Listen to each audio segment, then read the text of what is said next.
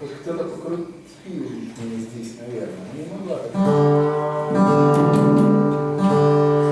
Канкой гитарную. Да? Ну давай лучше. Давай тогда кант будет последний. Ну, песня для меня это, ну, в общем, под эту песню я могу все делать. И в путешествие ехать, и думать.